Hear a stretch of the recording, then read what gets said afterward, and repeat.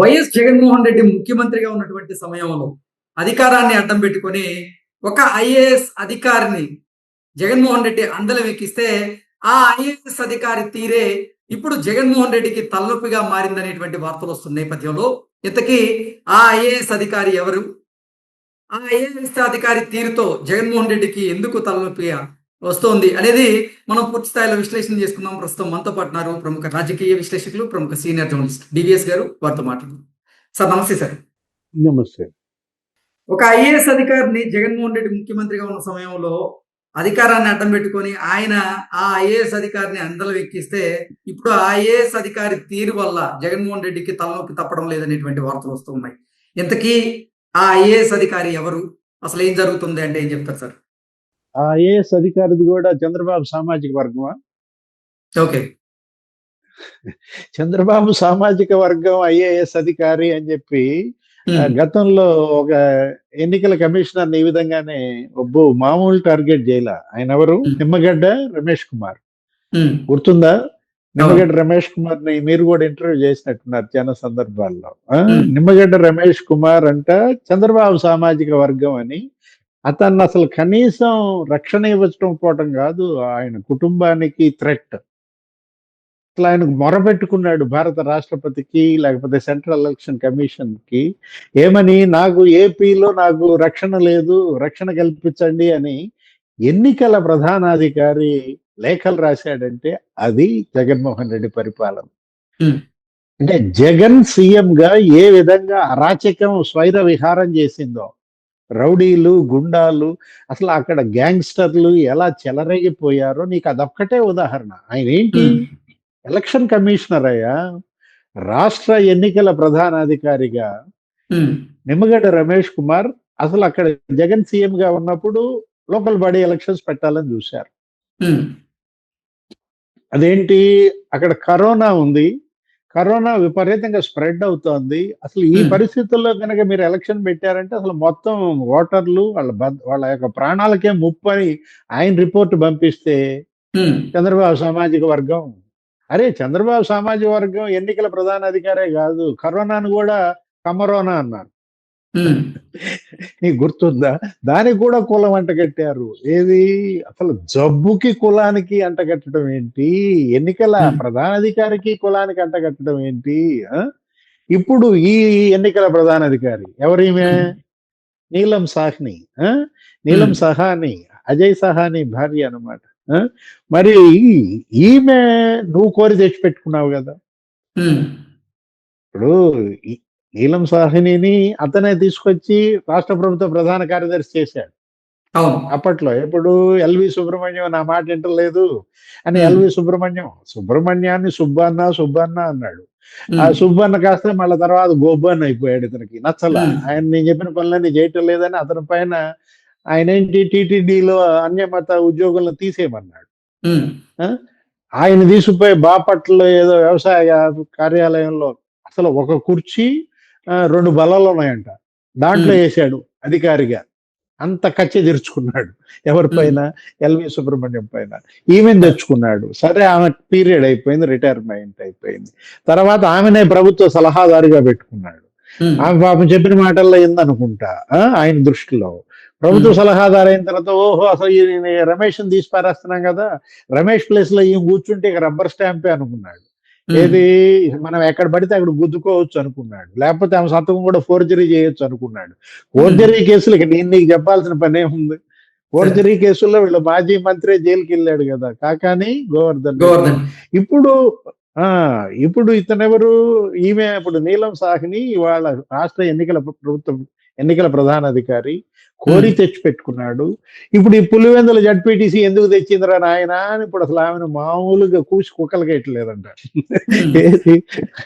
అరే మరీ గందరగోళంగా అంబటి రాంబాబు దగ్గర నుంచి, అవినాష్ రెడ్డి దగ్గర నుంచి నీలం సాహ్నిని తిట్టడం దేవుడెరుగు, జగన్మోహన్ రెడ్డిని తిడుతున్నారంట. ఏమని? బాగా అయింది, తెచ్చి పెట్టుకున్నాడు నెత్తిన, ఇప్పుడు చిందులేస్తుంది, ఇప్పుడు జగన్ నెత్తినకి చిందులేస్తుంది, మనం తెచ్చి పెట్టుకున్నామే అని చెప్పి. ఆమె ఏం చేస్తుంది చెప్పు కృష్ణ? ఆమె ఆపగలదా? ఇప్పుడు అదేంటి? చనిపోయారు. చనిపోయిన తర్వాత నువ్వు 6 నెలల్లో ఎలక్షన్ పెట్టాలి కదా. ఎవరు చనిపోయినా ఇప్పుడు అసెంబ్లీకి అయినా సరే తప్పదు. ఇప్పుడు చనిపోయినప్పుడు మరి ఎలక్షన్ తరుముకుంటా వచ్చింది. అది అది ఆమె చేతిలో లేని పని. ఆమె ఎలా ఆపగలదు? అంబటి రాంబాబు ప్రెస్ మీట్ పెట్టి ఏమంటున్నాడు? ఇంకా ఉండేది 12 నెలలే. ఈ 12 నెలల తర్వాత అసలు ఎటు మామూలుగా రాష్ట్ర వ్యాప్తంగా స్థానిక సంస్థల ఎన్నికలు జరుగుతాయి. అప్పుడు పెట్టచ్చు కదా. అంటే ఏంటి? ఇప్పుడు ఎందుకు ఈ మంగళవారం కబుర్లు చెప్పు? ఇప్పుడు ఈ కబుర్లని ఇటువంటి కబుర్లనే కదా మంగళవారం కబుర్లు అనేది. మనం నువ్వు ఇవాళ ఎలక్షన్ వచ్చింది. ఎలక్షన్ వస్తే డి అంటే డి అనాలా, గెలిపించాలా. మరి ఆ రోజు సినిమా చూపించావు కదా, మళ్ళా సినిమా చూపిస్తాడంట జగన్ 2.0లో. 4 ఏళ్ల తర్వాత నువ్వు చూపించే సినిమా కాదు. ఇప్పుడు ఈ సినిమా చూడు. ఏది? ఇప్పుడు పులివెందుల జడ్పీటీసీ అనే సినిమా, ఈ సినిమా ఎట్టుందో ముందు చెప్పాలా. 150 మంది పై కేసులు పెట్టారు, వాళ్ళని అరెస్ట్ చేశారు, వీళ్ళని అరెస్ట్ చేశారు. అవినాష్ రెడ్డిపై కేసు పెడతారా, సతీష్ రెడ్డిపై కేసు పెడతారా, బీటెక్ రవిపై కేసు పెడతారా? అబ్బో గిల గిల గిల గిల కొట్టుకుంటున్నారు. అంటే మీరు పోయి బెదిరిస్తారా? ఆ డిఎస్పీని బెదిరించారంట. ఏది? నిన్న సతీష్ రెడ్డి ఆయన అసలు డిఐజీ ఎవరు బెదిరించారు? పోయా ప్రవీణ్ బెదిరించటం. ప్రవీణ్ దగ్గర కుప్పి గంతులు ఆడితే ఇక నేను చెప్పాల్సిన పని లేదు. ఏది? ఆయన కోయా ప్రవీణ్ ఆయన దగ్గర కుప్పి గంతులు ఆడితే ఏం జరుగుతుంది? కత్తిరిస్తాడు. ఇక్కడ మనం ఏంటి చూసుకోవాల్సింది, చేసుకోవాల్సింది సింపతి ఓట్ వెళ్ళండి, అడగండి. చచ్చిపోయాడు, ఆ చచ్చిపోయినాడు కుటుంబ సభ్యులను పెట్టాం. మరి బీటెక్ రవి పోటీ పెట్టాడు భార్యని, ఇది కరెక్టా కాదా? ఏదో సానుభూతి పొందే ఏర్పాటు చేయండి. లేకపోతే ఇంకా చెప్పండి, చూసారా జగన్మోహన్ రెడ్డి మీద కేసు వేసింది విజయమ్మ. విజయమ్మ కూడా చంద్రబాబు మనిషి, చంద్రబాబు మనిషిగా మరి కొడుకు మీద కేసు వేయచ్చా? ఈ తల్లి ఏం తల్లి ఈ తల్లి అని చెప్పి ఓట్లు అడగండి. లేకపోతే చెల్లెళ్ళు చూసారా చంద్రబాబు మనుషులు ఇద్దరు, సునీతను మరి షర్మిల ఇద్దరు పసుపచ్చ చీరలు కట్టుకుంటున్నారు. నాయన మీరు మాట్లాడబాకండి బాబు, ఆడపిల్లలు కట్టుకునేటువంటి చీరల గురించి మాట్లాడబాకండి. మీ ఆవిడ కూడా నిన్న గవర్నర్ దగ్గరికి పచ్చ డ్రెస్ వేసుకెళ్ళిందంట. ఎవరు? భారతి మేడం కూడా. అందరూ అదే వాళ్ళు చేస్తున్నారు. జగన్మోహన్ రెడ్డి నిజం చెప్పాలంటే గతంలో నీకు గుర్తుందా local body elections? Jagan CM గా ఉన్నప్పుడు లోకల్ బాడీ ఎలక్షన్స్ లో పుంగనూరు ఎవరిదో చెప్పు ఆ నియోజకవర్గం. ఏ దేశంలో ఉందో చెప్పు, ఏ దేశంలో ఉందో చెప్పు ఆ నియోజకవర్గం. అలాంటి పుంగనూరు పాకిస్తాన్ లో ఉన్నట్టుగా యుద్ధ వాతావరణం సృష్టించి మొత్తం యునానిమస్ చేంజ్ చేసుకున్నారు. ఏది? అసలు నామినేషన్ వేసే పరిస్థితే లేదు. పాప వాళ్ళెవరో ముగ్గురు తెలుగుదేశం కార్యకర్తలంట, వాళ్ళు ఏదో ఇచ్చాపురం నుంచి కుప్పమో ఏదో పెట్టుకున్నారు సైకిల్ యాత్ర. వాళ్ళు పోతుంటే పసుపు చొక్కాలు వేసుకుని 3 సైకిల్ వేసుకుని తొక్కుంటా పోతుంటే వాళ్ళ మానాన్ని పోనీయచ్చు కదా. అబ్బే వాళ్ళని ఆపి ఇది పుంగనూరు, ఇక్కడ ఎవడురా మీరు పసుపు చొక్కా వేసుకోవడానికి అని చెప్పి చొక్కాలు పదించారు. ఏమైంది? వాళ్ళు బాగానే ఉన్నారు, వాళ్ళు గెలిచారు, వాళ్ళ నాయకుడు ముఖ్యమంత్రి అయ్యారు, వాళ్ళు పండగ చేసుకున్నారు, వాళ్ళ కొత్త సైకిల్ కూడా ఇచ్చాడంట అప్పలనాయుడు మరెవరో. ఎక్కడైతే అవమానించారో అక్కడ మళ్ళా వాళ్ళకి శాలువాలు కప్పారు. అసలు ఇప్పుడు మీ బట్టలు ఎప్పదీస్తుంది ఎవరు? సగం బట్టలు ఎప్పదీసా అన్నాడు ఎవరు? విజయసాయి రెడ్డి. అంటే విజయసాయి రెడ్డే ఇవాళ జగన్మోహన్ రెడ్డి బట్టలు ఇప్పదీస్తే ఇంకో సగం ఇప్పదీయడానికి రమ్మనేమో సిట్ పిలుస్తుంది.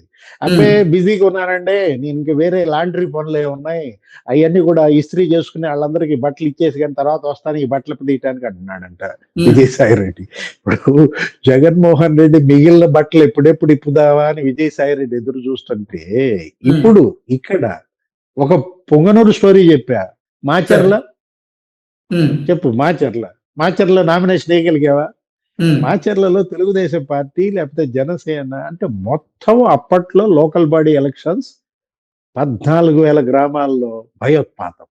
మొత్తం 650 మండలాలు స్తంభింపజేశారు. 13 జిల్లా పరిషత్తులు, ఎన్ని జడ్పీటీసీలు ఎంపీటీసీలు ఏకగ్రీవం చేసుకోలేదు. అసలు తెలుగుదేశం జనసేన నామినేషన్ ఏమి ఇచ్చారా? చివరికి ఇప్పుడు ఏం జరిగిందో తెలుసా?